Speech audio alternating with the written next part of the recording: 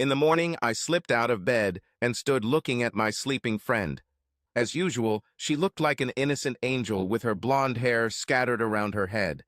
I would never have guessed from her appearance how mischievous and daring she was.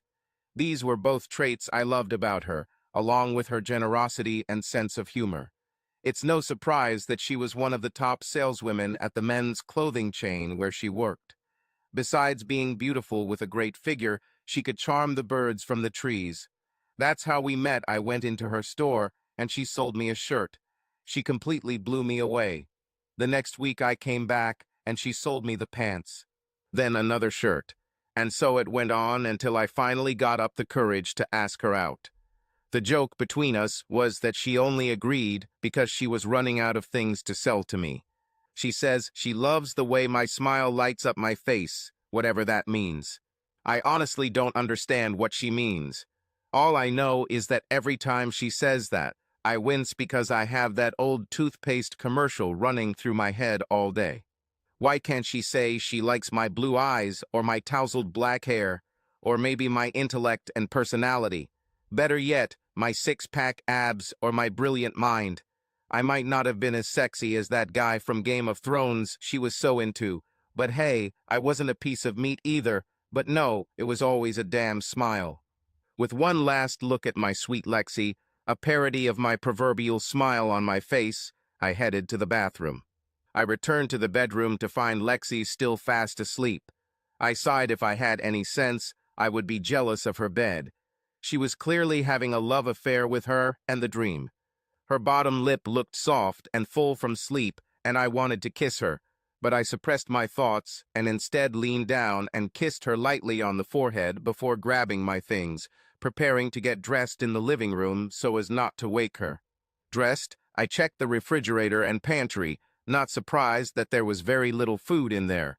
Housekeeping and cooking were not Lexi's forte, as my mother regularly stressed to me.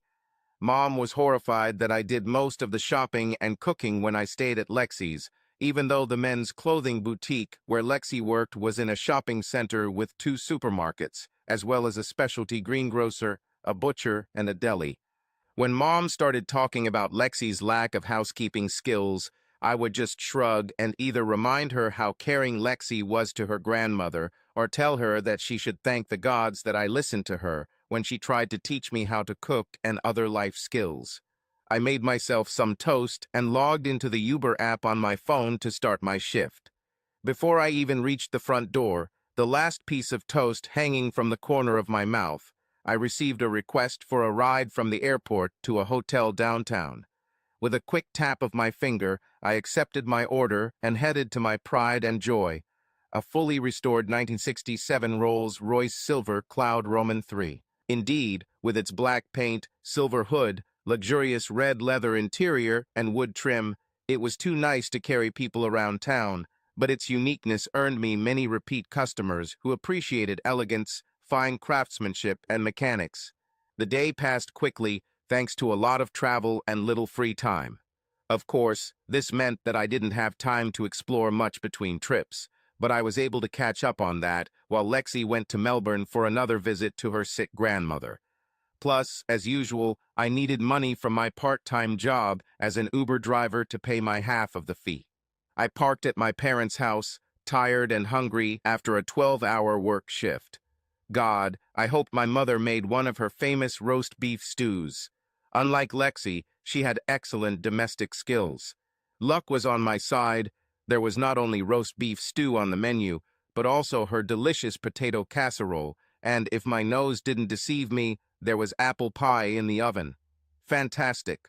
All I had to do was quickly freshen up before taking my seat at the dinner table. How was your day, Jamie? Okay, Dad. Lots of trips and long ones, so good for the money and low on fuel costs.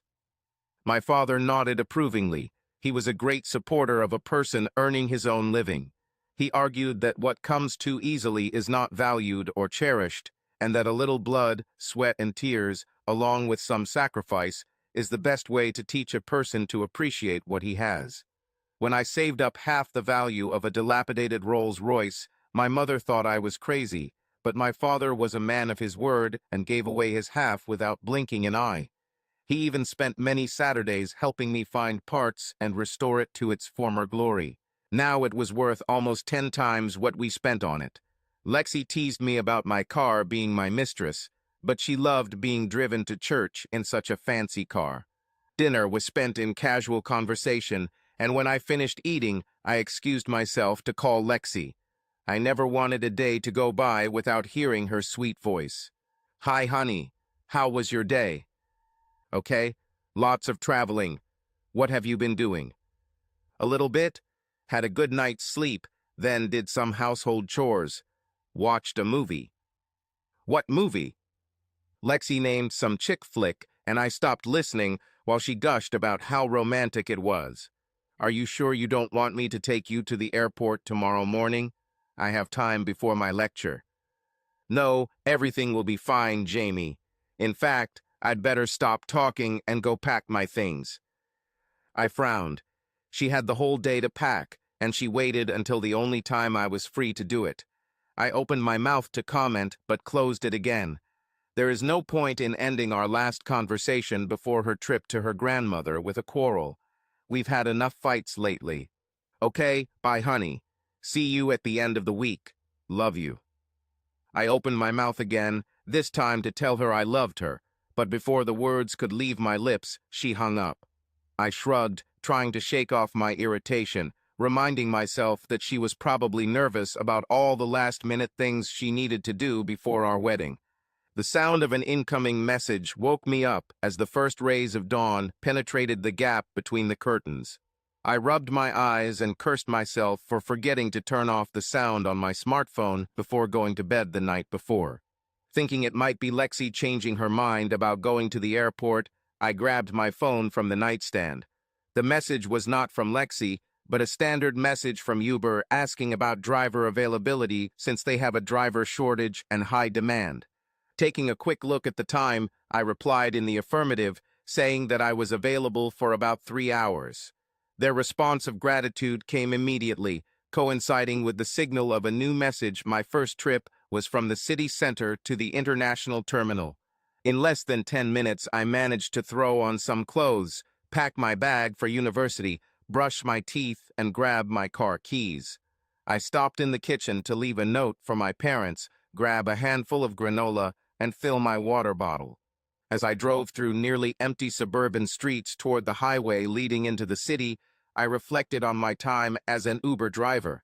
I quite enjoyed it, and now knew the city like the back of my hand.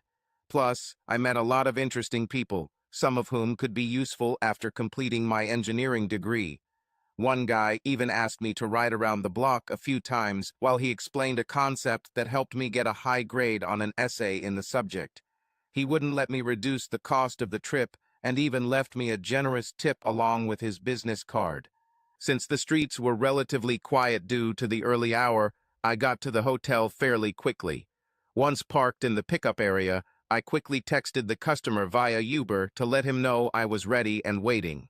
10 minutes passed with no sign of my passenger, and just as I was about to send a second message, a guy emerged from the building, looking worried and tense. He looked around the landing zone, clearly looking for someone or something. I went out onto the sidewalk. "Stephen Cummings?" A smile of relief appeared on his face. "It's me. Sorry for making you wait. Checking out took longer than I expected." "It's okay. Let me help you with that," I said, taking the handle of his suitcase and walking towards the back of my car. I didn't like it when people threw their suitcases in the back seat, as their wheels often left marks on the upholstery. The easiest way to avoid this problem is to take their suitcases and place them in the trunk yourself. "Nice car, mate." "She's really beautiful," Stephen commented as he sat down in the back seat on the passenger side, immediately fastening his seat belt. His sigh was heard, coinciding with the click of his seat belt. I looked in the rearview mirror as I started the engine, and he had his glasses in one hand and his head tilted back, eyes closed. "Is there a hard day ahead?" I asked. "Worst. We lost a major project that we thought we had in our pocket to a competitor, and now I have to go back and tell the board. I just hope they don't kill the messenger. Besides, it was my project. Well, it's a nightmare. Of course, a nightmare. This probably means I can forget about the annual bonus, which in turn means giving up the cruise my wife was dreaming of. Don't give up just yet, buddy. Miracles happen. Even to my ears, it sounded empty and unconvincing. Stephen fell silent and apparently dozed off. I concentrated on steering the car through the increasingly busy traffic. "Stephen, we're almost there," I said quietly. At my words, Stephen woke up and looked around. Wow, it was fast. I stopped behind the taxi, switching gears and putting on the handbrake. I met Stephen at the back of the car. "Buddy, I don't want to mind my own business, but I was thinking about your problem. If it were me, I would give it one last try. I would call the boss and make sure he and his team actually compared your proposal to the competitor's proposal. Again, I would talk about all the advantages of your proposal and refute any arguments where they are superior to you. Maybe he would suggest changing the project. Is your design flexible? Maybe something can be changed. You've already been rejected, so what do you have to lose by trying again?" Stephen looked at me for a long time. "You don't look like an ordinary taxi driver." I grinned. "Because I'm not a taxi driver, I work for Uber." A smile as big as mine stretched across Stephen's face. "Well, you really gave me great advice. Advice I'm going to take." I nodded, still smiling. I watched as Stephen entered the terminal, and his steps seemed to lighten and his shoulders straightened. I turned to my phone, scrolling through my Uber orders, looking for anything nearby that could take me back downtown or to the university campus. It was only when a wrinkle of disappointment appeared on his forehead that a new order appeared on the list. Great, order from the domestic terminal at Randwick. I smiled. Randwick was close to the University of New South Wales campus. It was perfect. I quickly accepted the order. The ride between terminals was short, and I was glad to see a guy waiting at the designated spot. I rolled down the window. Richard Stroker, the one and only. Leaving the car running, I got out and, as with the previous client, took his suitcase and headed to the back of the car. "It looks like you're planning to stay a long time," I noted, nodding at the size of his luggage as I loaded it into the trunk. "Yes, I'm here for a week for an unforgettable marathon with a girl I met and hooked with a month ago at a trade show.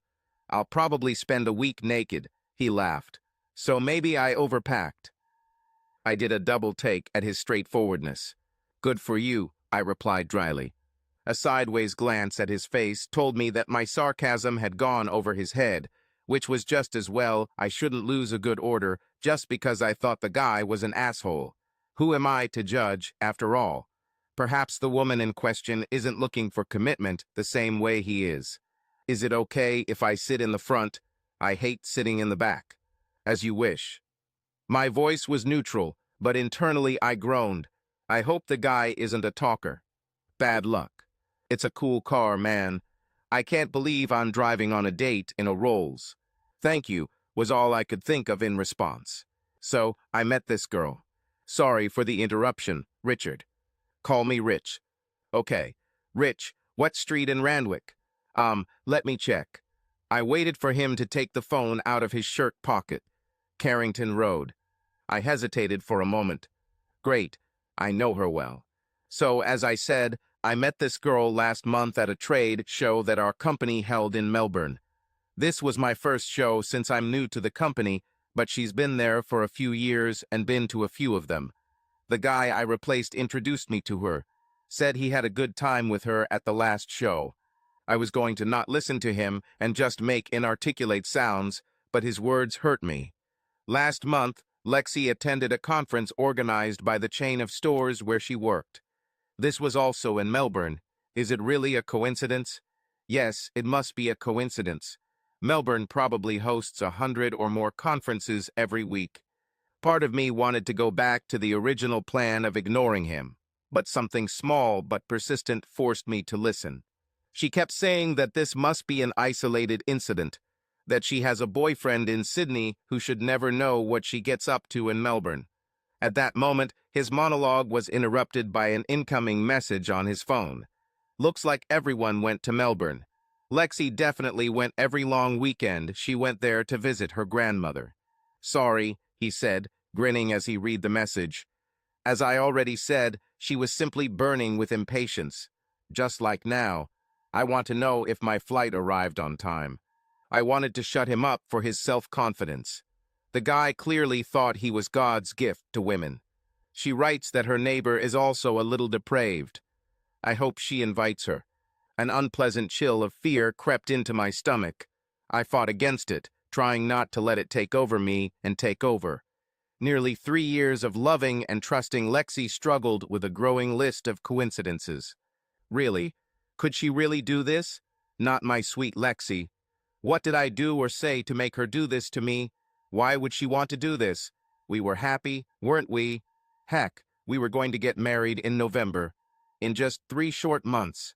The loyal part of me denied that Lexi was capable of such betrayal, but the more pragmatic, analytical side of my nature, which my engineering studies had developed, analyzed the month since her return from the conference.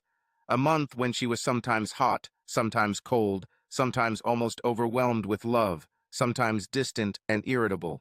In fact, the more I thought about it, the more clearly I saw a pattern. Each trip to Melbourne resulted in a change in Lexi's behavior. Sometimes these fluctuations lasted only a week or two, but the last time it lasted a month and did not stop. I used to always put it down to worry about her beloved grandmother. And now my internal struggle is over. A few words from a passenger destroyed my inner world. Her nickname is Flexible Lexi because, man, this girl is flexible. The sound of a train rushing past the platform filled my ears. An invisible clamp squeezed my chest, making breathing impossible. Years later, looking back at this moment, I still cannot understand how I managed to keep my hands on the steering wheel and avoid an accident. We're almost there, Rich. What is the house number? My voice sounded strange to my own ears, but a quick glance to the side showed that the passenger was acting normal and was checking his phone again. Number 28, apartment 7. If I had any doubts about Lexi's betrayal, Dick had just put them to rest. Confusion and anguish hit me like a tsunami. Why? Why did she do this to me? With us, I was loving and considerate. I was supportive. Sure, I had some habits that annoyed Lexi, but nothing that would justify it. My education promised me a well-paid job with excellent career prospects, even the opportunity to work abroad, which was one of Lexi's dreams. When we are ready, she will be able to leave her job and raise our children without worrying about money. I wanted to turn the car around and drive in the opposite direction, but the desire to see Lexi's betrayal kept me on course until the end, as if I were a fish and her betrayal was a hook pulling me in. I didn't understand this desire. Was it self-destructive? Perhaps it was a desire for self-preservation. Once I see it, I can't unsee it.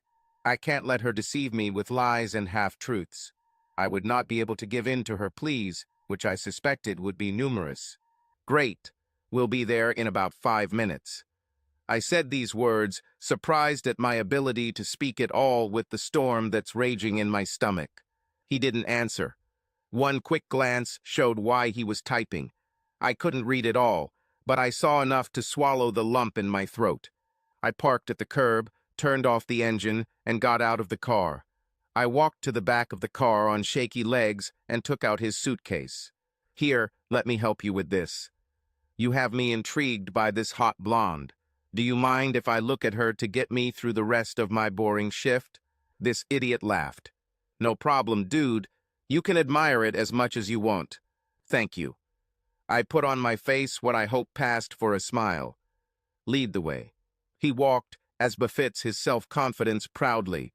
With a bag slung over his shoulder, he walked like a peacock, and if looks could kill, I would have turned him into ashes. But perhaps he was right. According to him, and he had no reason to lie, Lexi had already cheated on me many times. Lexi's apartment was on the 2nd floor. It took all my self-control to wait for Dick to sort things out and find the old elevator. With every second, the agony turned into rage. But this was not rage that burns and burns, leaving devastation in its wake. No, I felt cold inside. Coldness throughout the body, cold like Arctic ice. With every crash in my head, another shard of ice broke free and coursed through my veins. I was glad of this cold. It drove away confusion and torment. For them, there was a time later when I would be alone. I was glad for the icy water of hatred flowing through my body, because it was hatred for Lexi, hatred for her lies, her betrayal. Ice fury was good. She gave me strength, much better than the paralyzing emotions of pain and betrayal. The elevator creaked and groaned. Rich muttered something under his breath, and I waited silently. The doors opened slowly. Rich sighed impatiently. God, this elevator belongs to a museum. Another reason not to leave her apartment all week. Dick looked left and right, and again I had to stop myself from pointing him towards Lexi's door. And so we were going in the right direction. I almost laughed at Lexi's door. Rich ran a hand through his hair, straightened his clothes, and then straightened his pants. I expected him to check his breathing. He rapped his knuckles 3 times. The last knock had barely died down before I heard Lexi answer. "Are going." Even through the door, I could make out her excited breathing. The wait seemed long, but in reality, it was only a few moments. I was standing slightly to the side when the door opened and Lexi appeared in front of us in a pink, transparent nightgown. Again, I almost laughed. To me, she looked simply ridiculous and feigned. "Hello, lover," she stammered, looking at Richard. I took a step to the side, getting into her field of vision. I waited. Her sigh surprised Dick. He looked down to make sure he hadn't spilled anything on himself during the flight. "You were waiting," I prompted. Lexi was silent, looking at me with wide eyes. "What?" Rich turned around and looked again at Lexi and then at me. "Let me help you, flexible Lexi. You were waiting for Mr. Richard Stroker to come and spend a wonderful week with you. Am I right or am I right?" Rich looked puzzled again, looking between Lexi and me. "Dude, what's going on?"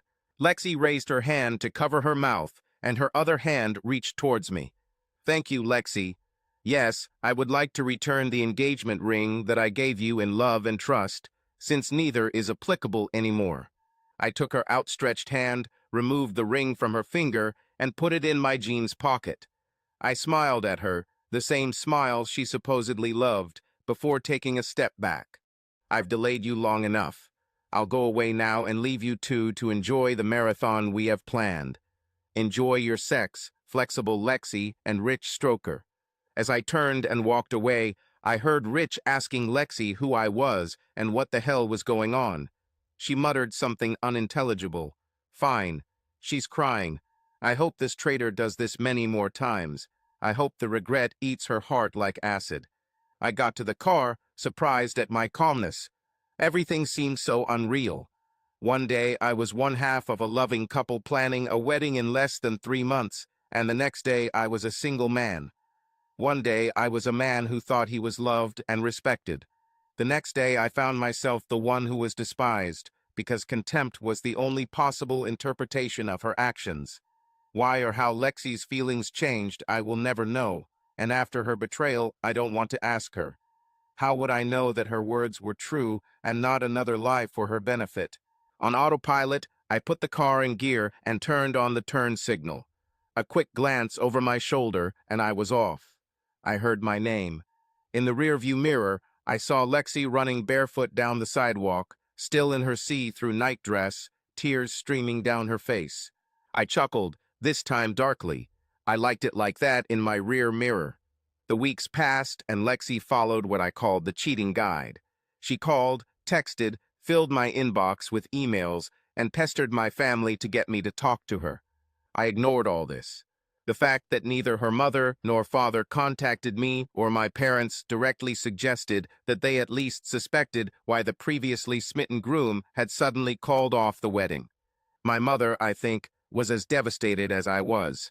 Despite Lexi's shortcomings in housekeeping, her mother still loved her. To be honest, my mother loved all my girls. She saw in them the daughters she never had. Lexi was no exception. To her credit, despite her feelings, she never once encouraged me to listen to or, much less, forgive Lexi. The worst thing she did was tell me that for my own sake, I would have to talk to Lexi one day to, as she called it, put this matter to rest. Personally, I believe that actions speak louder than words, and the way I took the engagement ring spoke loud enough about the closure of my relationship with Lexi. Ideas of revenge were boiling in my head. I wanted her to live long enough to have time to regret her choices. Regrets about your actions. Regrets about your loss. I wanted her life to be long and miserable. I wanted her to be sad and lonely. I wanted her to yearn for what she once had, for what she so thoughtlessly threw away. When I woke up from dreams of her loneliness and misery, dreams where she was full of remorse for what she had done to me, to us, dreams where she yearned to return to a time of innocence and happiness, I smiled without feeling guilty. Karma, I thought. Karma will catch up with her one day. Following my mother's repeated insistence that the matter be closed, I agreed to meet Lexi for coffee. Stirring sugar in my coffee, I looked around the small cafe, pleased with my choice for our first face-to-face meeting. As I lifted the cup to my lips, Lexi walked through the doors. Trust her to ruin that first sip of liquid heaven. I watched as she stopped in the doorway, looking around the room. When she saw me, she gave me one of her big smiles. I looked for signs of nervousness, but found none. Is she really that sure? Perhaps she thought a beautiful smile was all it took to lure me back. And this outfit. I hid a smile. She chose every detail to highlight her assets. Little did she know that her assets could no longer touch me. I was surprised at how little attraction I felt towards her. Her actions managed to destroy 3 years of love and passion in less than a day, and almost 8 weeks later, I felt even less attracted to her. Now, instead of seeing sweetness and beauty, I saw vanity and selfishness. Instead of being charmed by the generosity and humor, I was disgusted by the lies and betrayal. It was like picking a juicy red apple from a tree, and when you bite into it, it turns out to be rotten and wormy inside.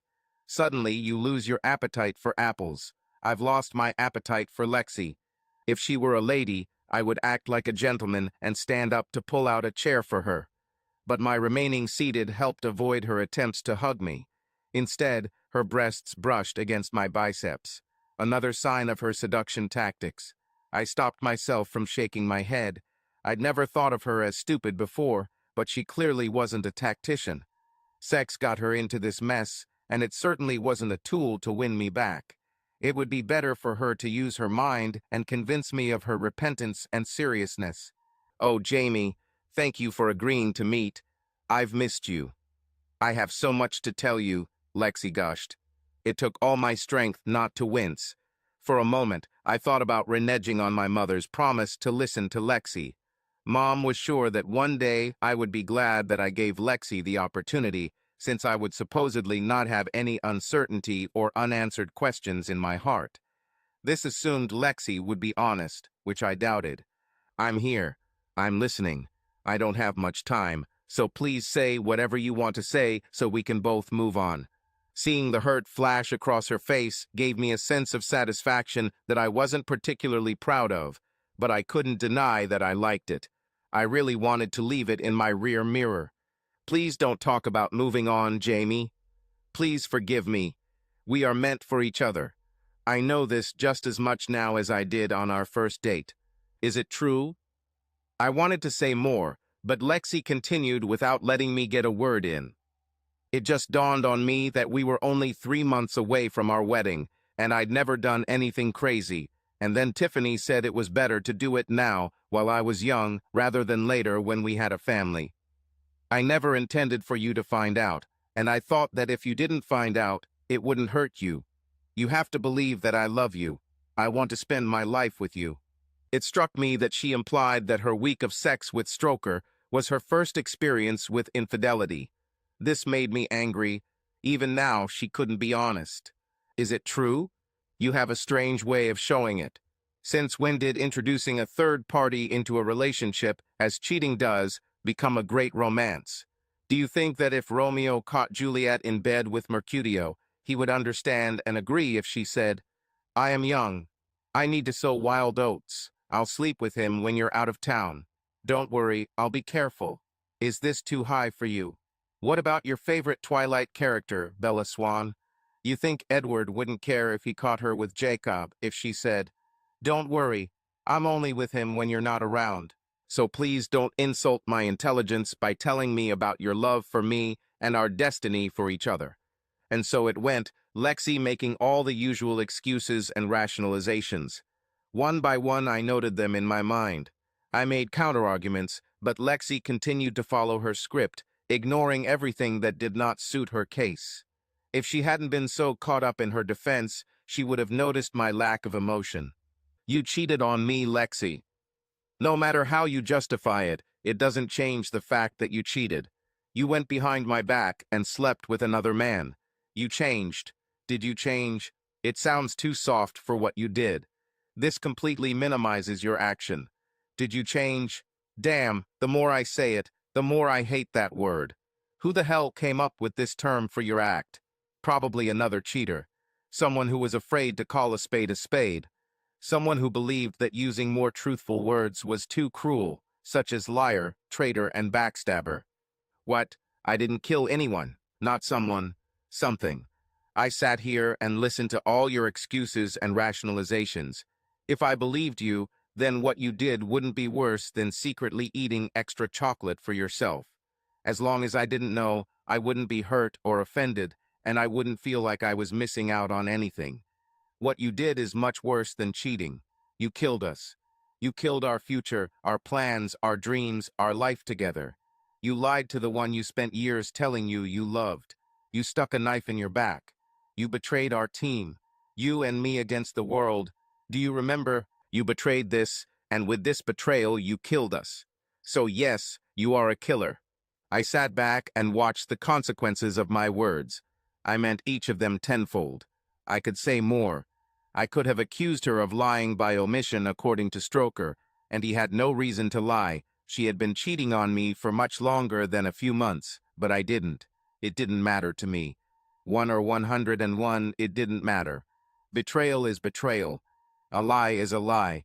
She killed us the first time when she deceived me to be with another man.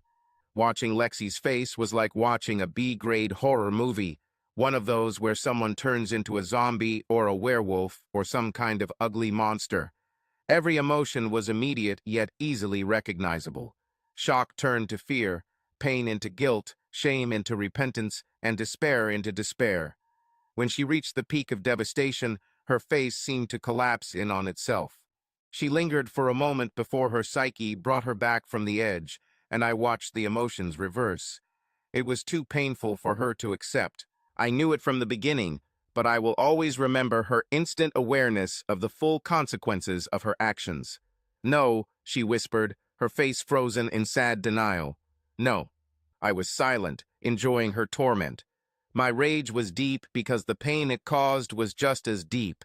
You can't get deep rage without getting deeply hurt first. Unfortunately for Lexi, my rage completely eclipsed the love I once felt for her. "No," she whispered again. "You must forgive me. You should give me one more chance." "No, I shouldn't. Please, Jamie, please don't give up on me, on us. Please, I'll never do that again." I didn't use the usual logical arguments about how I could never trust her again, that she was the one who left us, not me, or the quote that once a cheater is always a cheater. It would have been a waste of words, and now that I had this beautiful moment of watching her soul being destroyed, I wanted to leave. Of course, her conscious mind was restored in a matter of moments, and of course, she may never fully comprehend the level of betrayal she committed against me, but the seed was planted. I saw it take root. Now all I could do was hope that her subconscious would haunt her with the truth for the rest of her life. "I don't know, Lexi. You hurt me greatly. Let me think. Call me in a week or two. At worst, perhaps we could become friends over time." She gave me 4 days. I gritted my teeth and agreed to another meeting for coffee. Why, I'm not entirely sure. I think part of me is pride, or maybe ego, that was greatly damaged by her infidelity. Seeing her unhappy and pleading was a balm. This time she came before me and even bought me coffee. As expected, she dressed to impress. Her only problem was that I wasn't impressed. I put a half smile on my face and silently encouraged her to talk as she chatted nervously about her week. occasionally showing her breasts. When she asked about me, I gave short answers. I kept one hand on the cup, the other on my lap. One day, I put my free hand on the table, and she immediately grabbed it. Keeping a neutral expression, I briefly withstood her touch so as not to make a scene, and then moved my hand back to my lap. Despite the need for self-esteem that her desire for reconciliation provided me, it was more difficult than I expected to be in her presence. When I looked at her, I no longer saw beauty, but only ugliness. It took real determination to stay put. I lasted 30 minutes. My last sip of coffee was almost so cold that it could be called iced coffee. Looking at my watch, I stood up. I have to go. Goodbye, Lexi. Wait, she said, also getting up. There will be a retrospective of Humphrey Bogart's films at the Palace Verona Cinema next week. I know you like it, so I was wondering if you would like to come. I will think. Call me in a few days, and I'll let you know. She was right. I really liked old black and white films, as well as some classic films. My father introduced me to them. He had a huge collection: Bogart, Cary Grant, and Gregory Peck, to name just a few. It was embarrassing how many times he and I would watch movies like The Maltese Falcon or North by Northwest. Fine. I love you, she said as I left. I didn't turn around or answer. I was surprised when said yes to her call a few days later. All I could do was compare myself to a moth and her desire to get me back to a flame. I despised her, but I needed her desire to return to heal my wounds. At least in the cinema, I wouldn't have to look at her or listen to her thinly disguised attempt to persuade me. Her choice of Night Wednesday and the uncertainty of which Bogart film we'd be seeing made me curious, so I checked Verona's website. I had to laugh she chose the movie Sabrina for us. They showed different Bogart films every night. We could have seen Casablanca, The Maltese Falcon, The Treasure of the Sierra Madre, Mutiny on Cane, High Sierra, or The Big Sleep if we had gone on any other day of the retrospective. They were all movies for men, or at least not romantic comedies. I rolled my eyes as I closed my laptop. What was she thinking? That I would watch Bogart fall in love with Audrey Hepburn's character and go soft, get down on one knee, and ask her to marry me again. She tried to convince me to pick her up, but I rejected it, saying that I would meet her at the cinema entrance at 6:45 p.m. She didn't like it. Knowing how difficult it is to find parking on Oxford Street or even nearby, I decided to take the bus. This meant that I would have to drive straight from campus and arrive a little early, but there was always a lot to see and do on this famous street, so that didn't bother me. At 18:45, I calmly walked to the cinema. As expected, Lexi was already there. I had to smile. She's not usually that punctual. "Where did you park?" she asked me after she tried to hug me, which I didn't do. She tried to kiss me on the lips, but I turned my head and her kiss fell on my ear. "I didn't park. I came by bus straight from the university." "Oh," she said disappointedly. "I was hoping that you would give me a ride home after the movie since I came by train straight from work." "Well, you know what they say, Lexi." She raised an eyebrow in confusion. "Never don't assume, because you are making you and me." She tried to smile. Not very successful. "Shall we go inside?" Lexi nodded, holding out her hand. I dodged, putting my hands in my jeans pockets. She was even more unhappy when I retreated to the ticket counter for her to pay for her ticket. I didn't feel bad or ungallant about it. Technically, she invited me. 10 minutes into the movie, I realized I had made a mistake by agreeing to go with her. I spent the whole movie dodging her. I was so busy watching her try to hold my hand, get into my popcorn, put her hand on my knee, and kiss my cheek that I missed most of the movie. If Lexi was unhappy at the beginning of the evening, she was clearly annoyed at the end and did little to hide her disappointment. Watching her irritate was like taking the first sip of aloe on a burn, soothing and healing. "Fine. Thanks. See you soon." "What? You won't even walk me to the bus stop?" "No. My next bus home is soon and leaves from a different stop than yours. If I miss it, I have to wait 40 minutes for the next one. Besides, you're a grown girl." We could grab something to eat and catch the late buses home, she suggested hopefully. I cannot. Bye. I smiled, not at her, but at the look of disappointment on her face. Another layer of balm on my wounds. I turned and left. He just now stuffed my laptop into my backpack as Bon Jovi's opening song, "You Give Love a Bad Name," started playing from my pocket. I groaned. The song was an oldie but a goodie, and it seemed almost criminal that it had become Lexi's new ringtone, replacing the sappy love song she'd chosen for herself in the early days of our meetings. "Angelic smile is what you sell. You promised me heaven, and then you put me through hell." The words rang out as I debated whether to answer or let it go to voicemail. The answering machine won. I was in no mood to listen to her pathetic requests to see each other again.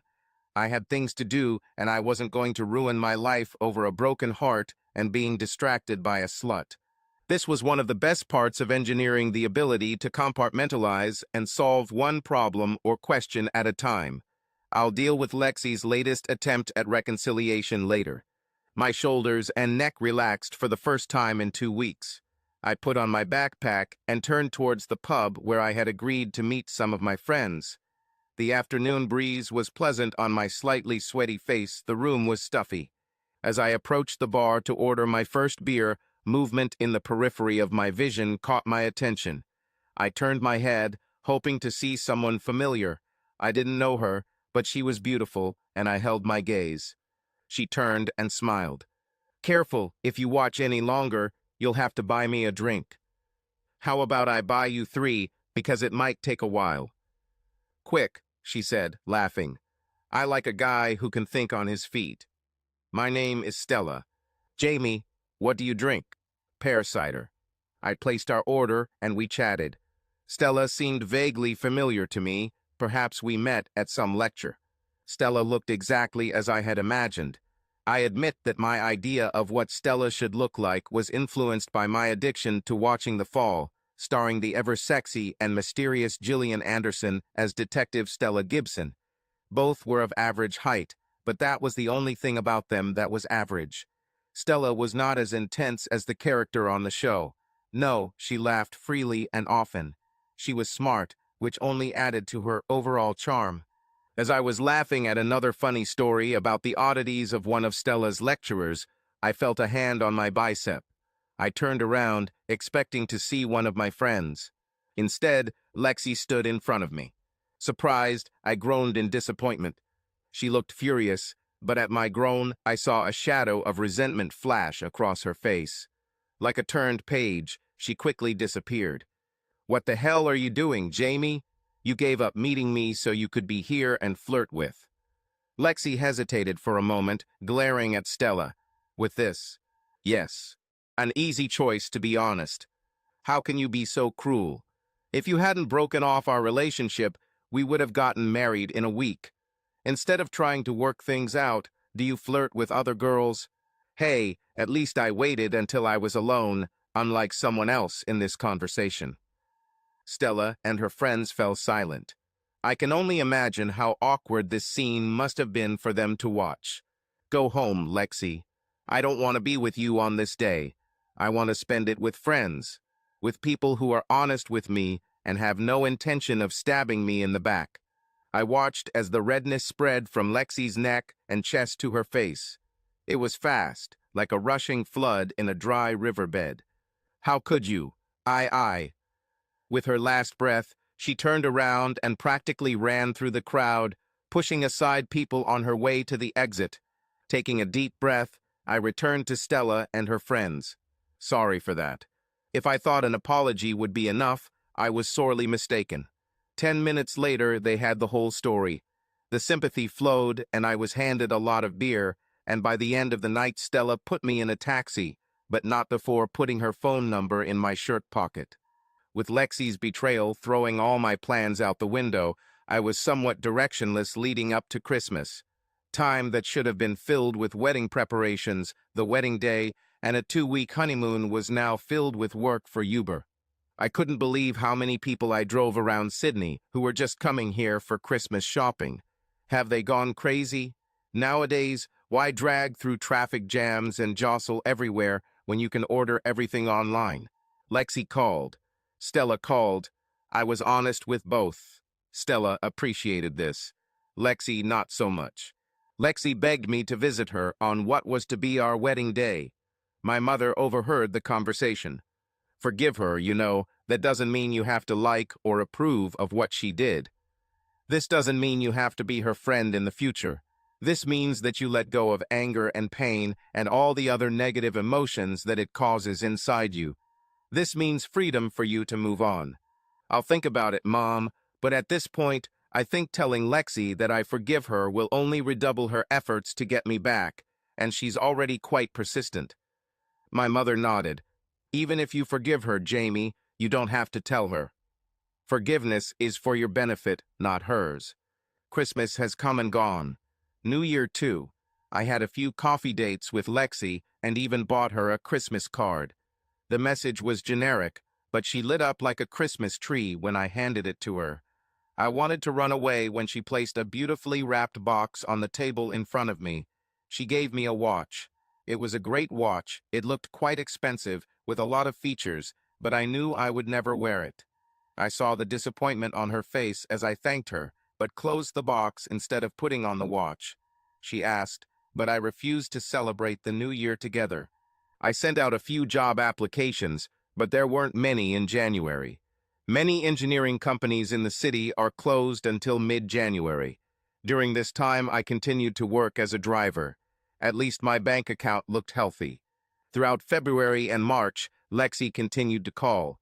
She was persistent, you have to give her credit. And if I had any doubts about her ability to be a top salesperson, her incessant pursuit of me dispelled them. When I felt particularly bad, which happened about every third or fourth invitation, I said yes. Nothing luxurious or romantic. Usually it was a coffee date, or, once, another movie. Stella also continued to call. It was more fun. This girl had a great sense of humor. Our last date was proof of this. Imagine, March 17th, St. Patrick's Day. The Irish population is going crazy and us Australians are joining them as usual. Everyone participates in the celebration, dressing in green and imitating Irish accents. Four-leaf clovers and leprechauns are everywhere. Pubs even painted their beer green. My meat pie even had green mashed potatoes in it. What did Stella make me do? Wear Wally's costume from Where's Wally? Yes, that's right. I ran around in a sea of green dressed like a children's cartoon character, wearing blue jeans, a red and white striped sweater, a red and white cap, a cane, and stupid round glasses. And I think she paid someone in every pub we went to get me noticed. Someone was sure to shout, "Where's Wally?" And some joker grabbed me by the arm and shouted, "There he is, Wally."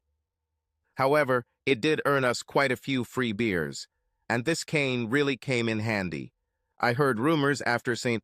Patrick's Day that Lexi started talking shit about me, telling anyone who would listen that I was pulling her leg and cheating on her, trying to make her jealous. Am I leading her by the nose? Am I cheating on her? This made me angry. This was the last straw. Suddenly thoughts of revenge surfaced again. Lexi, we need to talk. It is very important. Darling, you know that I am always here for you. I winced at the derogatory name and affected tone, knowing all the disgusting lies she was spreading about me, but I continued. How about tomorrow? Sunday? 1st? Around 11? Sounds wonderful. Cannot wait. I'll make coffee and your favorite muffins for you. Great. See you then, I said, hanging up. Arriving in front of Lexi's house, I paused for a moment to collect my thoughts. A deep breath, and I crossed the street with a spring in my step. Life was good. Lexi opened the door after the first knock. She's lucky I have a good reaction, otherwise my second knock might have ended with me punching her in the face. Come in. I'm so glad to see you.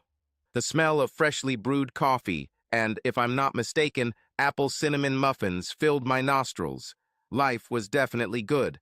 I waited until we sat down at her dining room table, coffee and muffins in hand. You won't believe this, Lexi. When this happened, you were the first person I thought of. Oh, God, what? It's been a long time since I gave a ride to a guy. His name was Stephen Cummings. He was very upset because his firm had just lost a large contract that they thought they had in their pocket to a competitor, and I gave him a little advice. I looked at Lexi's face. Yes, she was interested in me. It turns out he followed my advice, and his company won back this large contract. "That's wonderful, Jamie," she said, clearly not understanding why it was so important. But that is not all. The company he works for has offices in Sydney, Melbourne, and, what's your name, New York and London. Did they offer you a job? That's right. The tone of my voice was full of joy and pride. Here in Sydney? No. I made her ask. Where? In Melbourne? I didn't guess right again. Try London. Oh God, incredible, incredible. It turns out that Stephen is the chief engineer, and he wants me to be his right-hand man to build a bridge outside of London. The project will take a year. They will pay for my flights and accommodation there. They will even pay for Stephen's family to move to London. Oh God, she repeated again. It's like our dream, live and work in England. Europe is at our fingertips. Just think, the Eiffel Tower, Louvre, Amsterdam, Venice, Florence, and Madrid are all within walking distance. Oh, and Paris, Champs-Élysées, Lexi said dreamily. And also the Hofbrauhaus in Munich and the Parthenon in Rome, and all the famous castles and churches. I smiled as if agreeing with her. When are we leaving? How soon do I need to write my resignation letter? Excuse me. When are we leaving? Lexi asked again. Oh, we're not leaving, Lexi. Just me. This was my chance to make my dream come true. But I thought, you were so happy to tell me. The smile that Lexi supposedly loved stretched across my face, so wide and bright it could light up Manhattan. Happy April Fools, Lexi. Fortunately or unfortunately, depending on how you look at it, my morbid desires for Lexi came true. She actually caught husbands number 1 and 2 in bed with other women. She considered one of them a friend, the other her husband's colleague. Fortunately, in both cases there were no children, so there were no broken families. Now she is married for the 3rd time. And I? Yes, I actually lived and worked in Europe for several years. No, I didn't fall in love or marry Stella, although we still remain good friends. I met and married an English Rose. Well, she would kill me for that expression because she is actually Scottish. Guess what our wedding date was? That's right, the 1st of April. Subscribe to our channel so that your love doesn't cheat on you, and go ahead and listen to the next story, because this story is nothing compared to the next one. If you're under 18, don't even click to the next one.